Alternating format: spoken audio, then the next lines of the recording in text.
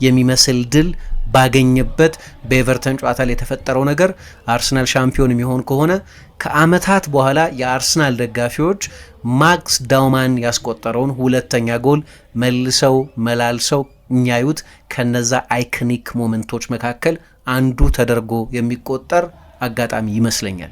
የ16 ዓመት ልጅ ነው ይሄንን ያደረገው። ስለ ተሰጥኦ ጥርጣሬ አልነበረም፣ ስለ ክህሎቱ ጥርጣሬ አልነበረም። ነገር ግን ከገና በፊት ከነሱ ክሪስማስ በፊት እድሜው 15 ዓመት ብቻ የነበረው አሁን 16 ዓመት ከ73 ቀን በሆነ ወይም 16 ዓመት ከ2 ወር ከ14 ቀኑ ብቻ በሆነ እድሜው ሲዝን ዲፋይኒንግ ሞመንትን ማክስ ዳውማን ዲፋይን ያደርገዋል ወይም የውድድር ዘመኑን አይኮኒክ ሞመንት ይወስናል ብሎ የውድድር ዘመኑ ሲጀመር የገመተ ሰው የነበረ አይመስለኝም። ግን እግር ኳስን የምንወደው እንዲህ አይነት ሰርፕራይዞች ስላሉት ነው።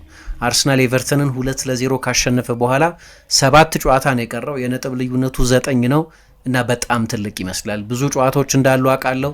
አርሰናል ከማንቸስተር ሲቲ ጋር ይገናኛል። ማንቸስተር ሲቲ ተስተካካይ ጨዋታውን የሚያሸንፍ ከሆነ እንደገና ኢንትረስቲንግ ሊሆን ይችላል። ለ7 ጨዋታዎችና ለ21 ነጥቦች አርሰናል ይጓዛል። ነገር ግን ይሄኛው ሳምንት በጣም ትልቅ ሳምንት ይመስላል። ይሄ እንዲሆን ያደረገው ማክስ ዳውማን ነው። ቅድም እንዳነሳሁት በ2022-23 የውድድር ዘመን ባለቀ ሰዓት 97ኛው ደቂቃ ላይ ሪስ ኔልሰን ያቺን ጎል ሲያስቆጥር በኤምሬትስ ስቴዲየም በቴክኒክ ስፍራው ላይ ቤንች ላይ በነበሩ ተጫዋቾች ደግሞ በዓለም ላይ ሁሉ ባሉ የአርሰናል ደጋፊዎች ዘንድ ሁሉ በጣም ትልቅ ሞመንት ተደርጎ ተቆጥሮ ነበር።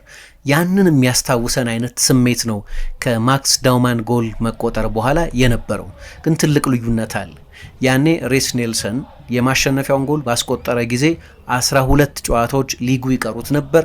የአርሰናል የብስለት ደረጃም የስብስቡ ተፈጥሮም የቡድኑ ብስለትም እንዳሁን አይደለም። አሁን 7 ጨዋታዎች ብቻ ነው የቀሩት። ያኛው የውድድር ዘመን ላይ የዊሊያም ሳሊባ መጎዳት የአርሰናልን ሲዝን የሚያበላሽ አይነት ኃይል ነበረው። አሁን ምናልባት በአውሮፓ ባለው የአማራጭ ብዛት በእያንዳንዱ ስፍራ በሚጫወቱት ተጫዋቾች ጥራት የአውሮፓ ምርጡ ስኳድ አለው የሚባል ነው።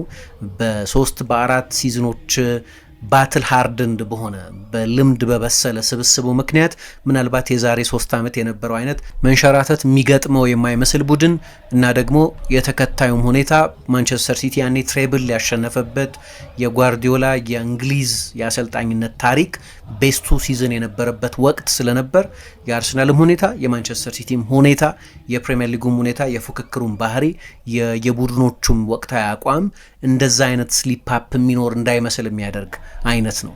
በጣም ትልቅ ሲምቦሊክ የሆነ ይመስላል። ለአርሰናል በጣም አስቸጋሪ ጨዋታ ነበር። ኤቨርተን ትላንትና ስለ አርሰናል